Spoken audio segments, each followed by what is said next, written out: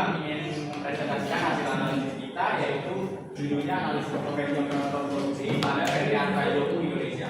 Sebelum dimulai, ini akan perkenalkan diri terlebih dahulu. Nama saya Diego Sabto. Nama saya Muhammad Sultan Arga. Nama saya Salma Syahida Fatih. Saya Farida Fiani. Saya Rizka Rawani. Saya Diana. Topik pembahasan kita akan dibahas. Yang pertama itu ada pengertian profesi, selanjutnya ada studi profesi, pengertian operasional, peran operator produksi, tanggung jawab operator produksi, profil perusahaan, profil narasumber, struktur organisasi, fungsi dan wewenang, kesimpulan dan saran. Sebelum dimulai, ini saya akan menjelaskan agar belakang singkat mengenai analisis kita. Jadi sektor otomotif itu menjadi salah satu perusahaan di Indonesia. Seiring berkembangnya waktu, perusahaan itu semakin berlomba-lomba dari teknologi maupun dari segi efisiensi.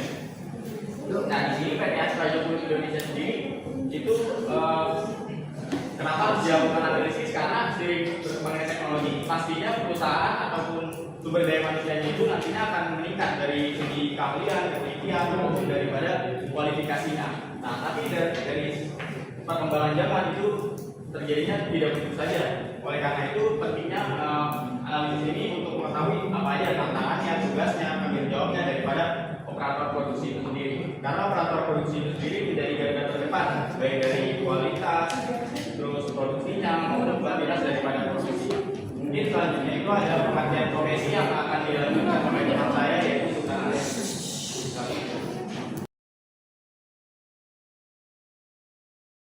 Baik teman-teman, kita langsung masuk aja ke pengertian poin yang pertama, yaitu pengertian profesi. Mungkin dari sini teman-teman semua udah pada tahu lah ya secara garis besar profesi itu apa. Tapi kita bisa lihat di sini pengertian profesi merupakan suatu pekerjaan atau jabatan yang memerlukan suatu persiapan melalui pendidikan dan pelatihan khususnya. Di sini juga kita bisa lihat kalau profesi itu bisa dilihat dalam dua sudut pandang. Ya, ada sudut pandang dalam artian luas dan ada sudut pandang dalam artian sempit. Nah, kalau sudut pandang dalam artian luas itu artinya adalah ketika apa saja dan siapa saja yang untuk memperoleh nafkah yang dilakukan dengan suatu keahlian tertentu. Mungkin contoh profesinya itu ada pedagang, ada ada nelayan dan lain-lain yang dimana di dalamnya punya keahlian khusus. Dan sedangkan untuk arti dalam sempit itu berarti kegiatan yang dijalankan berdasarkan keahlian tertentu dan sekaligus dituntut daripadanya pelaksanaan permasalahan sosial dengan baik. Contoh profesinya itu ada dokter, ada guru atau ada pengacara yang dimana mereka punya keahlian khusus, tapi dia harus mematuhi aturan kode etik yang berlaku. Nah kan topik kita ini kan membahas operator produksi ya. Kira-kira menurut teman-teman nih, operator produksi itu termasuk profesi dalam artian luas atau artian sempit? Ada yang bisa jawab?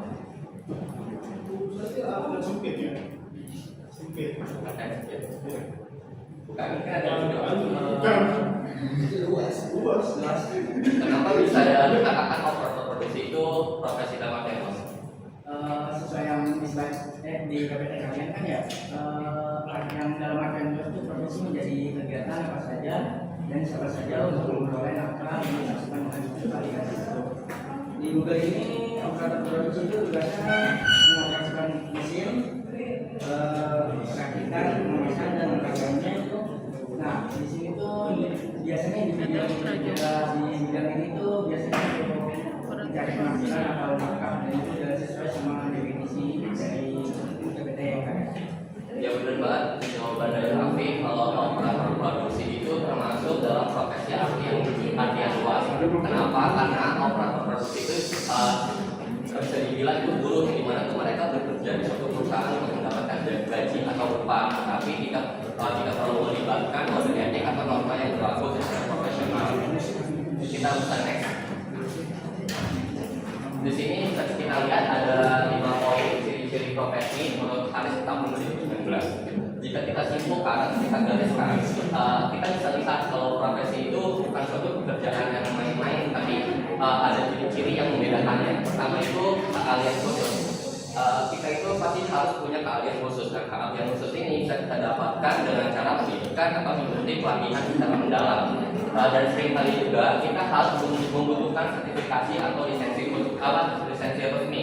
Dan begitu pun profesi itu selalu dilibatkan dengan kode etik yang berlaku untuk mempertanggungjawabkan segala Dan tapi selain itu juga seorang profesi itu juga harus dapat berkontribusi lebih juga terhadap masyarakat dan mendapatkan faktor sosial dengan kontribusinya yang telah dia berikan. Jadi ketika kita ingin disebut sebagai seorang yang profesional, kita harus memenuhi kelima poin ini gitu. Maka dengan itu kita bisa memberikan kontribusi lebih yang positif terhadap masyarakat. Boleh guys? Ada pengertian operator produksi yang akan dijelaskan oleh teman saya sama.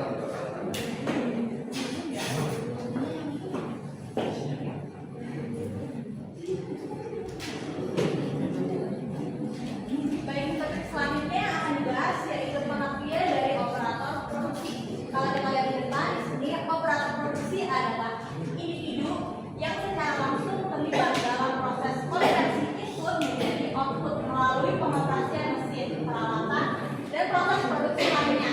Nah, seorang operator produksi itu harus memahami SOP suatu perusahaan atau standar operasi prosedur suatu perusahaan dan mampu mengidentifikasi masalah-masalah teknis serta melakukan tindakan korektif untuk menjaga kelancaran proses produksi. Jadi dapat dikatakan kalau operator produksi itu sukses dari mulai bahan belum jadi hingga pengoperasian sampai bahan jadi dengan memperhatikan identifikasi lalu menjaga kelancaran dari proses produksi tersebut seperti itu. Oke, selanjutnya di sini ada peran dari operator produksi. Peran yang pertama yang akan dibahas yaitu mengoperasikan mesin produksi. Jadi dalam studi kasus kita di PT Astra 20 Indonesia, operator produksi itu bertanggung jawab dalam menjalankan beberapa mesin. Contohnya itu seperti mesin press, tempering, dan lainnya. Mesin-mesin itu tuh nantinya akan menghasilkan komponen atau produk yang diperlukan perusahaan. Maka dari itu, operator produksi itu harus memperhatikan bahwa mesin tersebut itu berjalan sesuai SOP perusahaan. Dan mesin tersebut itu dapat menghasilkan produk atau komponen sesuai target harian perusahaan. Seperti itu. Komponen yang kedua, peran yang kedua yaitu merakit produk sesuai spesifikasi. Terkadang ada bagian-bagian atau komponen-komponen yang diperlukan perakitan secara manual setelah proses otomatis. Nah, di sini peran operator itu harus mengikuti gambaran teknis atau instruksi dari perusahaan untuk menggabungkan komponen tersebut menjadi satu bagian sesuai dengan standar perusahaan dan standar OEM atau original equipment manufacturer. Poin yang ketiga yaitu memeriksa kualitas dengan alat ukur. Setelah proses produksi selesai, operator produksi itu akan melakukan pengecekan kualitas dengan alat ukur. Itu tuh contohnya seperti ukur, termometer, dan lainnya. Operator tuh harus memastikan bahwa produk yang dihasilkan itu dimensinya presisi maupun tidak ada cetak produksi. Contohnya itu seperti gores, penyok maupun hasilnya itu tidak sesuai dengan standar yang ditetapkan perusahaan. Seperti itu. Poin keempat, peran keempat yaitu menangani material produksi. Pada poin keempat ini, operator itu bertugas untuk memastikan bahwa bahan baku yang dimiliki perusahaan itu tersedia sehingga perusahaan dapat melakukan produksinya. Dan terkadang operator produksi itu membantu dalam pemindahan bahan baku tersebut ke mesin dengan alat-alat tertentu seperti itu. Poin yang kelima yaitu merawat dan mendeteksi masalah mesin. Walaupun di sini operator bukan teknisi, tapi di PT Astra 20 operator itu dilatih untuk melakukan perawatan harian seperti itu melakukan pelumasan mesin, terus memastikan yang baut-baut longgar. Nah, bila mesin itu mengeluarkan suara-suara yang tidak normal maupun menghasilkan produk yang tidak normal, baru habis itu operator tuh laporkan ke teknisi. Jadi di sini operator hanya membantu mendeteksi masalah yang terjadi, bukan memperbaiki masalah dari mesin tersebut. Seperti itu. Poin selanjutnya yaitu mencatat data dan kendala produksi. Pada poin ke-6 ini, operator produksi itu harus mencatat, pastinya harus mencatat seperti jumlah hasil produksi, terus waktu di mesin, dan kendala-kendala yang produksi pada hari tersebut. Nantinya tuh operator akan mencatat pada formulir atau sistem digital. Itu tuh nantinya informasinya dapat digunakan oleh tim-tim yang membutuhkannya. Seperti itu. Selanjutnya itu peran yang terakhir ada aktif dalam perbaikan proses produksi.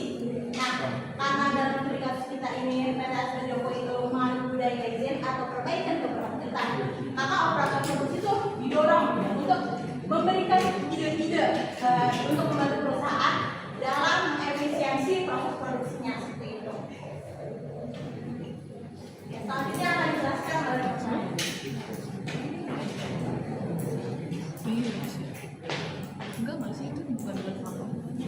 Selanjutnya ada tanggung jawab operator produksi. Nah, operator produksi ini seiring dengan peran yang beragam, operator produksi ini juga memikul tanggung jawab yang standar terhadap keberhasilan dan kelancaran proses manufaktur. Dan tanggung jawab operator produksi ini juga memiliki beberapa tanggung jawab utamanya. Yang pertama itu adalah mengikuti instruksi kerja secara bersama. Yang kedua, memastikan setiap produk yang dihasilkan memenuhi standar. Yang ketiga itu berkontribusi dalam pencapaian target yang telah ditentukan. Dan yang keempat itu adalah memastikan lingkungan kerja tetap bersih, rapi, dan terorganisir untuk meningkatkan efisiensi dan keselamatan. Yang kelima itu adalah melaporkan setiap temuan ketidaksesuaian produk, kerusakan mesin atau potensi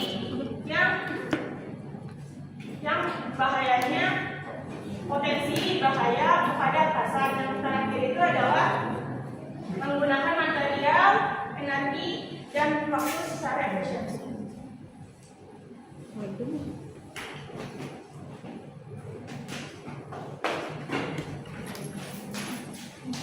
Kemudian di sini ada profil perusahaan.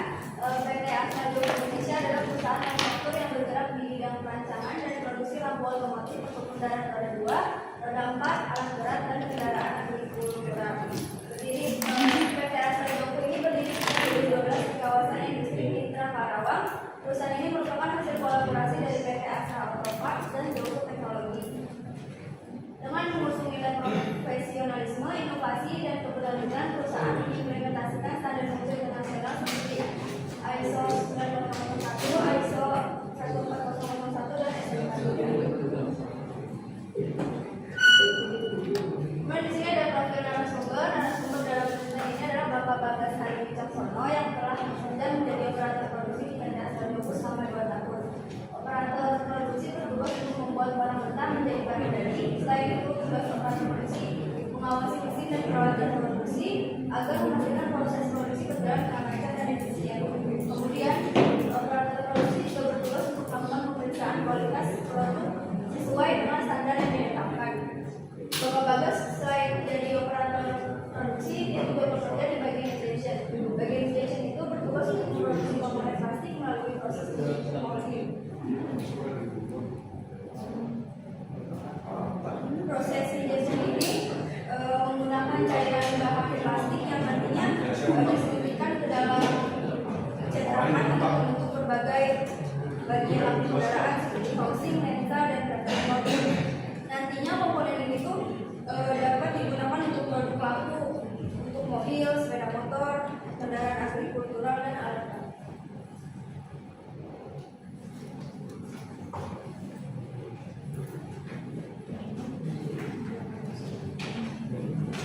Selanjutnya ada struktur organisasi. Struktur organisasi ada beberapa struktur. Yang pertama dari departemen, yaitu mengawasi semua kegiatan operasional dan hasil kerja departemen.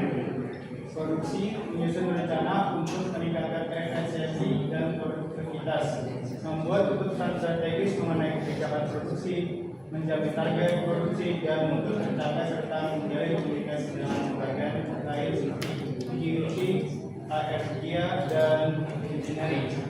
Yang kedua ada supervisor, yaitu mengawasi dan mengontrol kegiatan operasional produksi. Jadi penghubung antara manajemen atas dan pelaksanaan di lapangan dan memastikan kebijakan yang sudah diterapkan oleh produk customer yang dijalankan dengan baik.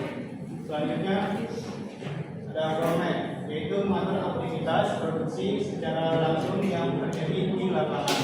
Dia memimpin tim kerja, memastikan ketersediaan bahan dan alat produksi, menjaga proses produksi berjalan dengan lancar dan sesuai jadwal dan bertanggung jawab atas pelaksanaan standar keselamatan dan kualitas di area kerja.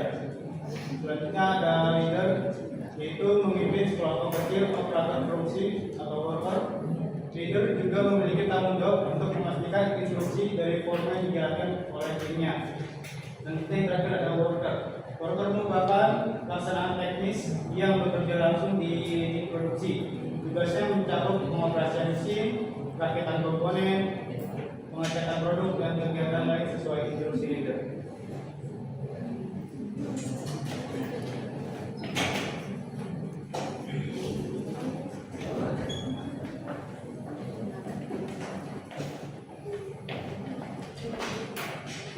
Selanjutnya itu ada fungsi dan wewenang dari operator produksi. Yang pertama itu ada menyiapkan dan mengoperasikan mesin produksi. Jadi di mana setiap anggota itu bertanggung jawab untuk memastikan bahwa mesin tersebut siap digunakan sebelum proses produksi dimulai. Yang kedua yaitu menjaga kualitas dan efisiensi produksi. Jadi untuk seluruh aktivitas produksi itu harus diawasi agar pada saat produksi itu menghasilkan produk yang berkualitas sesuai dengan standar perusahaan yang ada. Yang ketiga itu pemeliharaan dan perawatan mesin yang sudah tadi dijelasin sama-sama. Jadi setiap pabrik itu biasanya itu mesin itu mungkin dirawat untuk menghindari kerusakan dan menjaga performa produksi bertahan. Yang keempat itu ada pelaporan dan dokumentasi, di mana setiap seluruh aktivitas produksi itu biasanya didokumentasikan secara baik untuk keperluan evaluasi dan pelaporan. Yang kelima itu menjaga kebersihan dan keamanan lingkungan kerja, di mana setiap anggota itu diwajibkan untuk menjaga setiap area kerjanya itu tetap bersih dan aman, dan mereka itu harus mengikuti prosedur keselamatan kerja yang ada di lingkungan.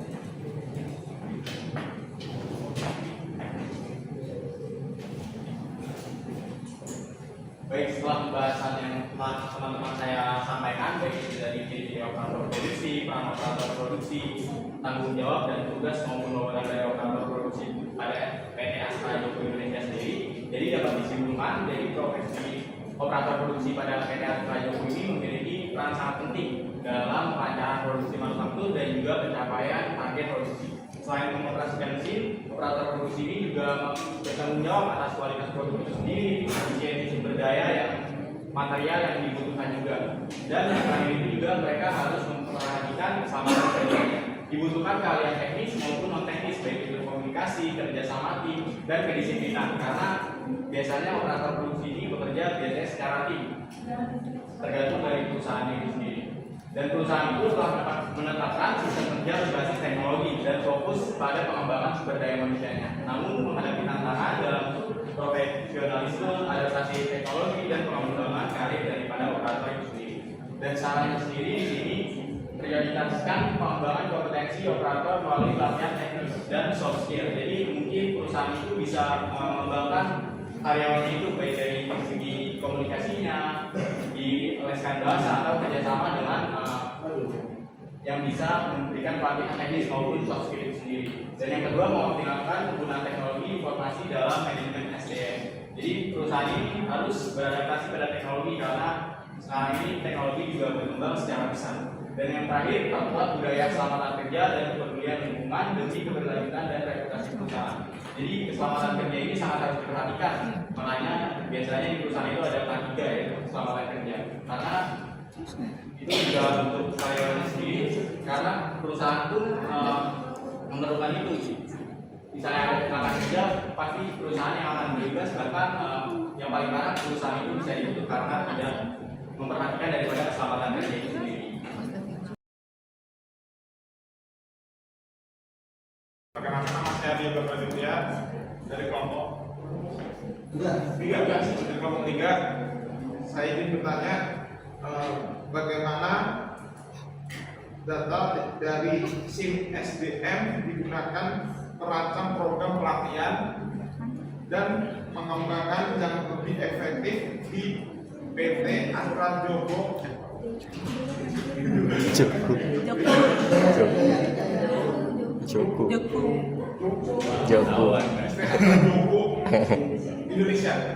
Oke, makasih Abi. Nama saya Roger dari kelompok 3. Abi. Jadi PT apa?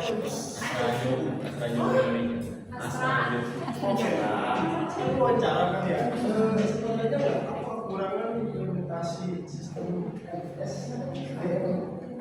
SIM MSDM di PT Oke.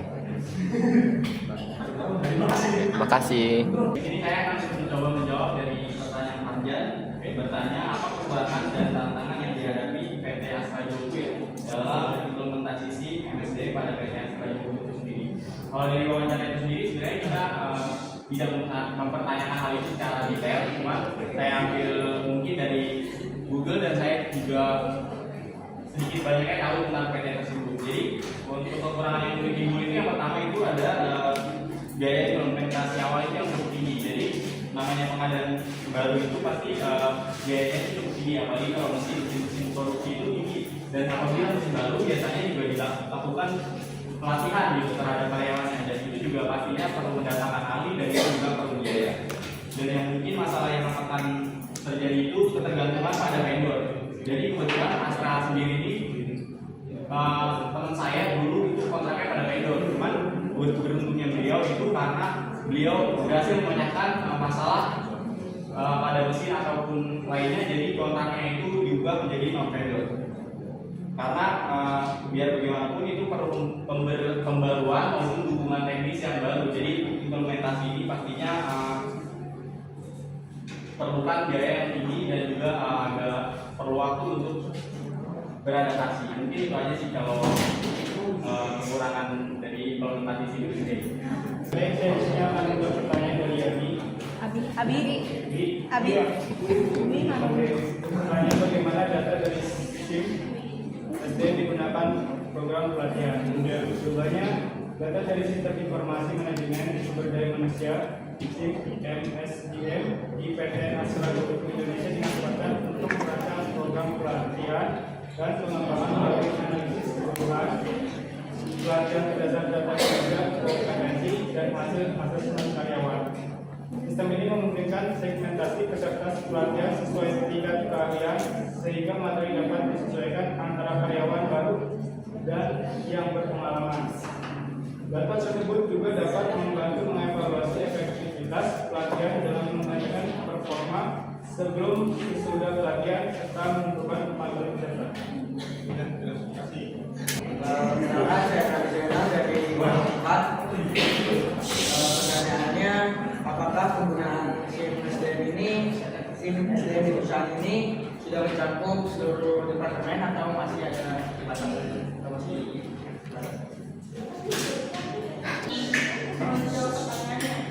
Jadi kan pertanyaannya apakah penggunaan SIM MSDM di perusahaan ini sudah mencakup seluruh departemen atau masih?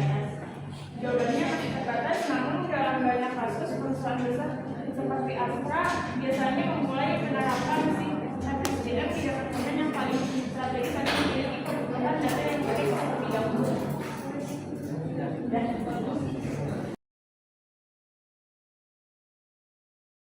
Teman-teman, tadi kan kita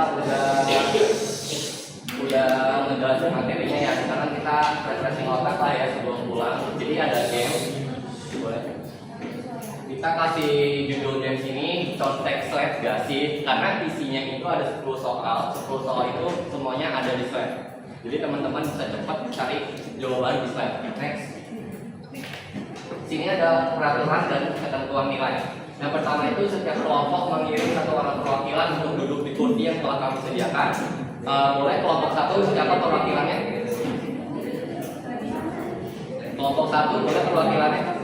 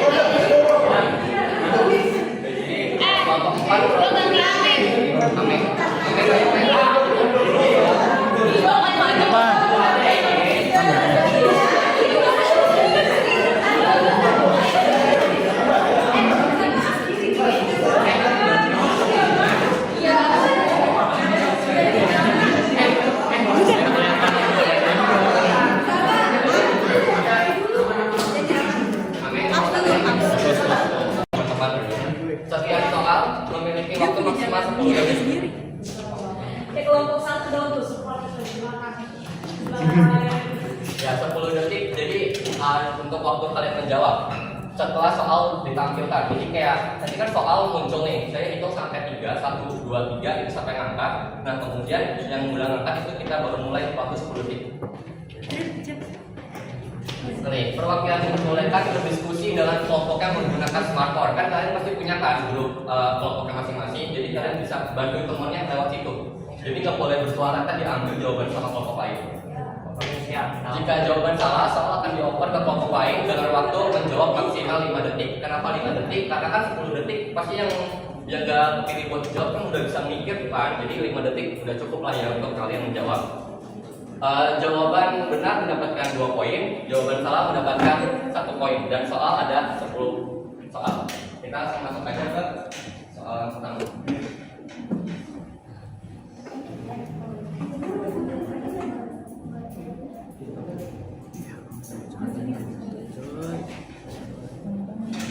Siap ya? 1, 2, 3. 1, 2, 3. Apa ya? Oke. Waktu dimulai. Cari Ban. Cek. Oke, jawaban Akbar cek. Apakah benar? Next. Ya, benar. Next.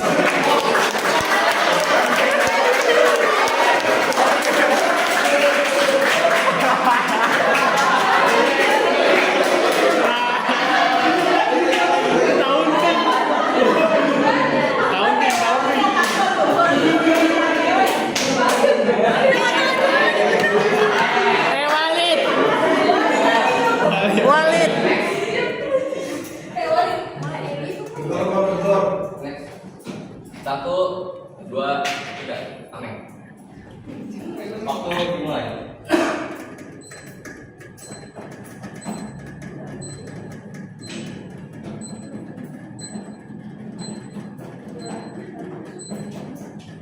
Abi ya.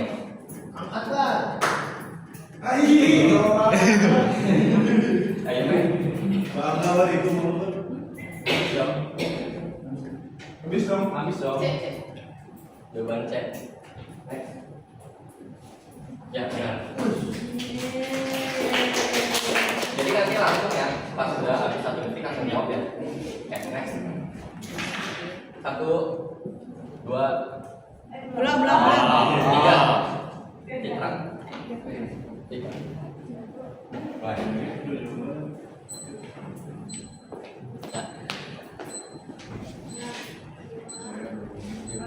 Cek.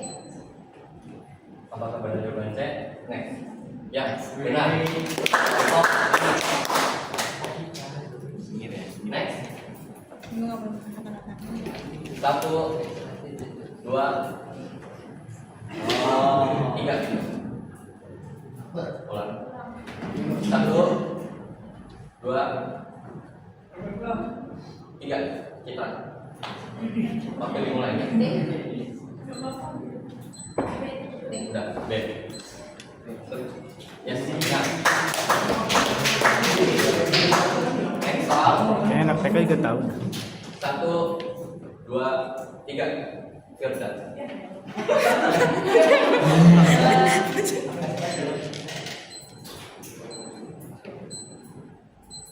Cek. Next. Ya, udah. Next. Keren. 1, 2, 3. Citra.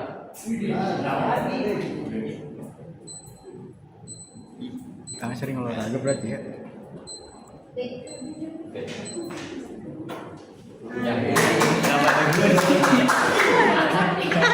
Kenapa ada gue di situ? Next. 1, 2, 3. Akbar. Wih. Kalian pertama dan terakhir kan? Oke. Next. Oke.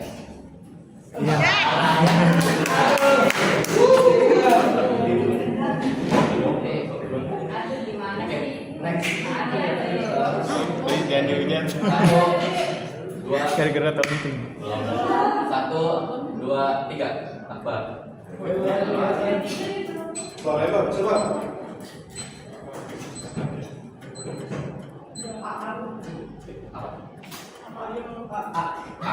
Apakah benar? Riset, nilainya riset.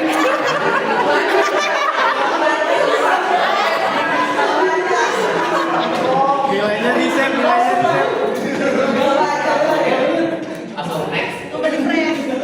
Mulai dari Iwan ya, Nak. 2, 3. Akbar. Mulai. 1, 2, 3. Citra. Naiknya. 1.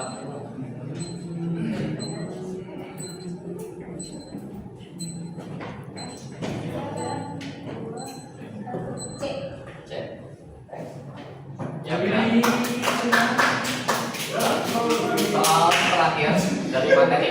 Next. 1, 2, 3. Oh, Pak. Iya.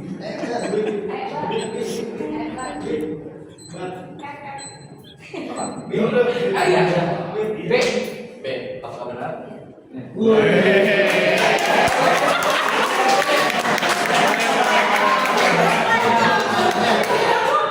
Nah, next.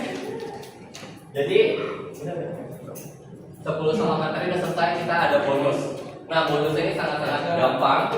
Satu jawaban benar itu mendapatkan poin 5. Jadi buat teman-teman yang belum dapat poin bisa nyusul. Ini soalnya gampang, kalian pasti sudah tahu. Dan kenapa kita kasih judul ini seberapa sering kamu scroll TikTok? Karena pertanyaan itu seputar TikTok. Pasti kalian judul aja. Oke, kita langsung mulai aja ya teman-teman. Next. 1, 2, 3. Oke.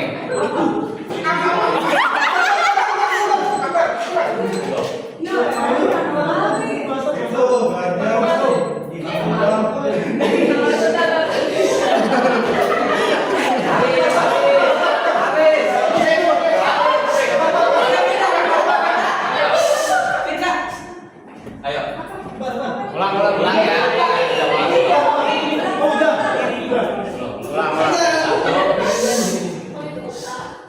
Satu, 2, 3. Gerda.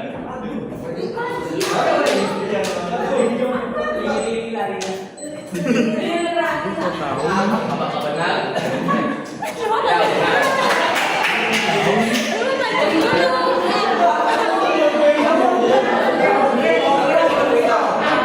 Sudah, mulai lagi. Siap. Enggak.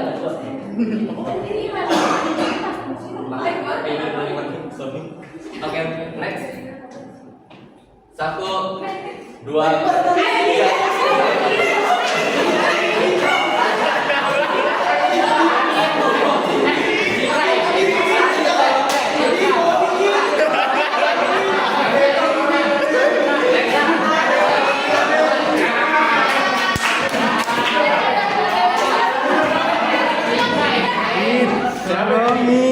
Ya, mulai siap. Satu, dua, Disclaimer dulu kan. 2, 3. Pakai disclaimer. 1, 2, 3.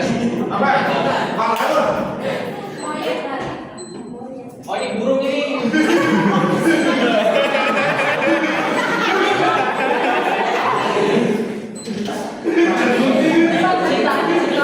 Salah. Ada mau apa? 1, 2, 3. Amin. Yang pasti gak sesuai ya. Salah. Ayo kelompok 1, 2, 3. Dinosaurus. Salah. Sekali lagi, 1 kali. 1, 2, 3.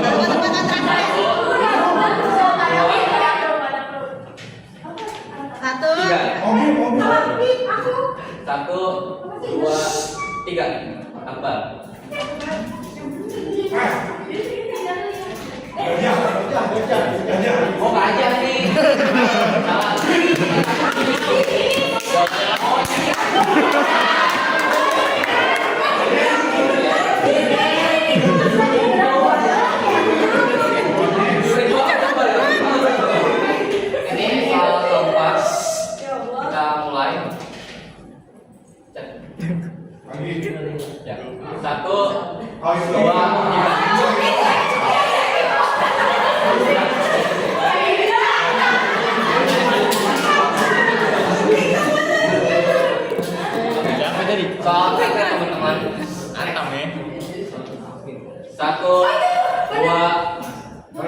tiga.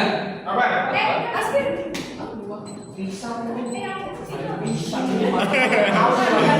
Anomali ya yang pasti.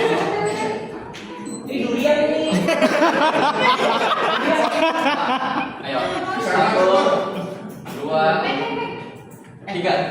Amin. Ini apa anomali? Iya. Bukan. Buah. Ada nggak? Itu gentleman.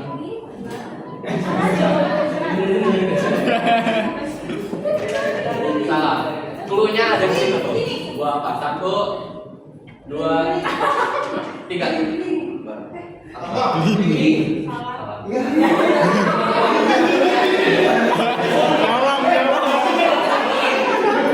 Yang terakhir ya, ini terakhir sebelum kita buka.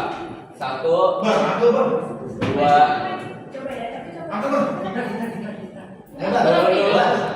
tiga. Apa? Ini baru dua ya? Buah kan hewan. Buah.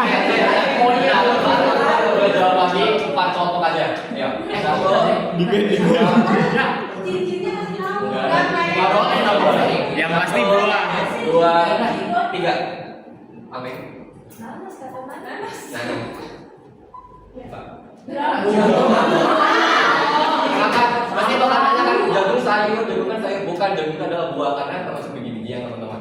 Jadi jawabannya adalah jagung. Ya, oke.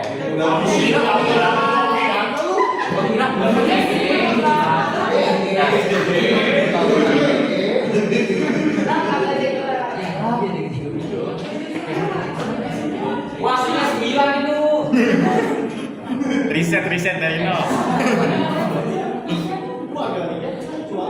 Kelompok sama yang setuju ya. Kelompok 1, 3, dan 4. Pertanyaan apa yang mau bertanya? Oke. Kelompok 2 boleh balik. Kelompok 1, kelompok 3, dan kelompok 4 yang merupakan posisi kedua. Ya, jawab apa soalnya gampang. 1, 2, ya tangan lagi. 1, 2, 3. Belum. 1, 2, 3. Apa? Belum. Yang tiga. Oke. 1, 2, 3. Apa? Bakat.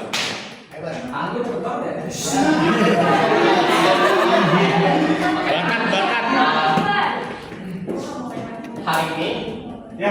tanggal berapa?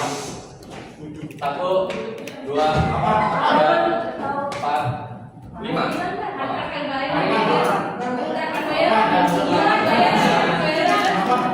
Ayo, awas lawan. Ayo kelompok Firda dan Amin. 1, 2, 3. 1, 2, 3. Amin. Sekarang pertemuan berapa? Ya benar, Amin.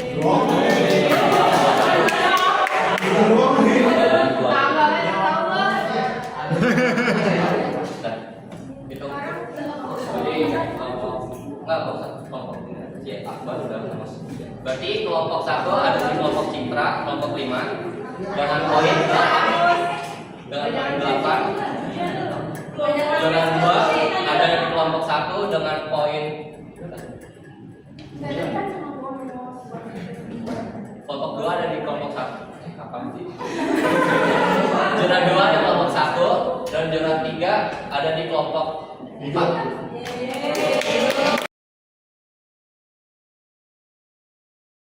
Perkenalkan saya Sakti Indonesia perwakilan dari kelompok 4 2 Perkenalkan, nama saya Fadila Melia, perwakilan dari kelompok 1 dari Perkenalkan saya Citra Bintang perwakilan dari kelompok 4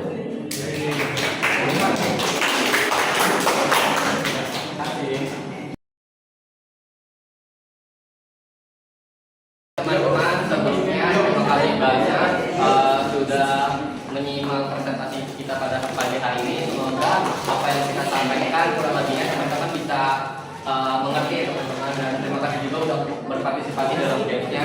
Mohon maaf kalau masih ada kekurangan. Kami kelompok 6 undur diri. Wassalamualaikum warahmatullahi wabarakatuh.